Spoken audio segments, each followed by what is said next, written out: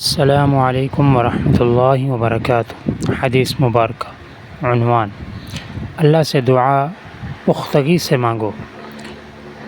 عن النبی صلی اللہ علیہ وسلم قال لا يقل احدكم اللهم اغفر لي ان شئت ارحمني ان شئت ارزقني ان شئت، وليعزم مسألته انه يفعل ما يشاء لا مکرہ لہ۔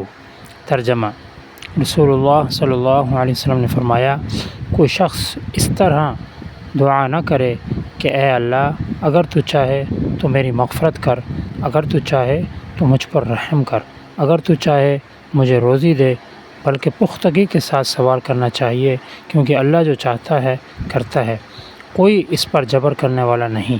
رواہ صحیح البخاری، حدیث نمبر 7477۔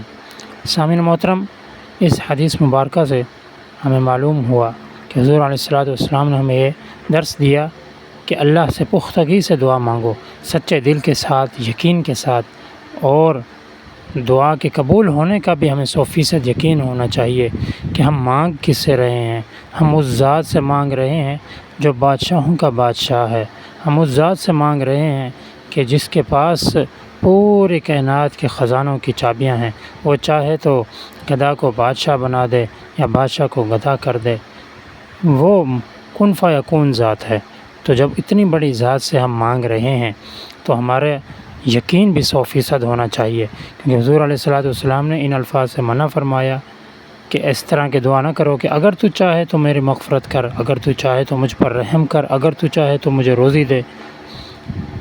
اللہ کی منشا، اللہ پاک کی جو منشا ہے وہ اللہ کن فیکون پر جو ہے وہ دلالت کرتی ہے۔ رب تعالیٰ جو ہے کسی سے مشورہ کرنے سے پاک ہیں۔ رب تعالیٰ جو ہے وہ پوری دنیا، پورے کائنات کے مالک ہیں۔ ان کو کوئی ضرورت نہیں کہ یہ کام کریں گے یا نہیں کریں گے، وہ رب کی ذات واحد ہے، اس کا کوئی شریک نہیں ہے، وہ چاہے جو کچھ چاہے کر سکتا ہے۔ تو یہ اللہ کی منشا ہے کہ اللہ جو ہے بندے پر رحم کرے یا نہ کرے، یہ اللہ کی منشا ہے۔ بندہ کون ہوتا ہے کہ اللہ رب العزت کو کہے کہ اللہ تو چاہے تو میری مغفرت کر، اگر تو نہ چاہے تو مجھ پر رحم نہ کر۔ رب تعالیٰ تو چاہتے ہیں کہ میرا بندہ میرے پاس ہے، مجھ سے مانگے اور میں اس کو دوں۔ حدیث مبارکہ میں آتا ہے کہ رب تعالیٰ جو ہے، حدیث قدسی ہے کہ پہلے عرش پر آ جاتے ہیں تہجد کے وقت اور کہتے ہیں کہ ہے کوئی مجھ سے مانگنے والا جس کی میں حاجت پوری کروں، ہے کوئی فریاد کرنے والا جس کی میں فریاد پوری کروں۔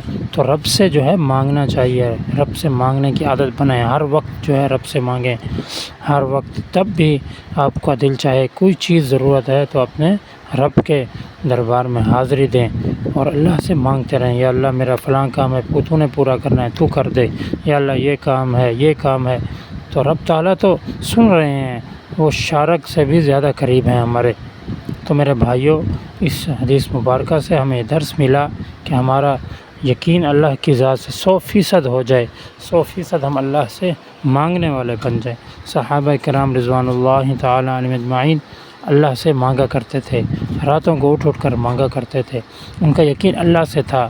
وہ بادشاہوں کے دروازوں پر نہیں جاتے تھے، امیروں کے دروازوں پر نہیں جاتے تھے مدد مانگنے کے لیے، بلکہ وہ اللہ سے مدد مانگتے تھے۔ آج ہمارا یقین کمزور کیوں ہے کہ ہمارا جو یقین ہے وہ غیر اللہ پر آ چکا ہے۔ ہم غیروں کے دروازوں پر جاتے ہیں، غیروں کی تعریفیں کرتے ہیں، خوشامدیں کرتے ہیں، جو کہ اللہ کو ناپسند ہے، اور جس کی وجہ سے ہم پریشان اور ذلیل و خوار ہیں کہ رب تعالیٰ جس نے پوری کائنات بنائی، پوری دنیا، 7 زمین آسمان، اللہ خلق السماوات والارض وما بینہما فی 6 ایام ثم استوی علی العرش، جو کائنات کا مالک ہے، تو ہم نے اللہ سے مانگنا چاہیے، اپنی فریاد جو ہے اللہ سے مانگنی چاہیے، جنت کا سوال اللہ سے کرنا چاہیے۔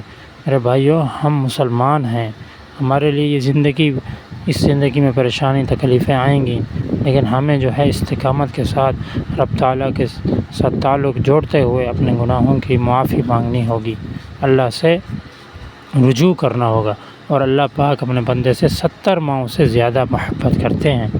تو رب تعالیٰ سے دعا ہے اللہ پاک ہمیں ان باتوں پر عمل کرنے کی توفیق عطا فرمائے۔ وآخر دعوانا ان الحمد للہ رب العالمین۔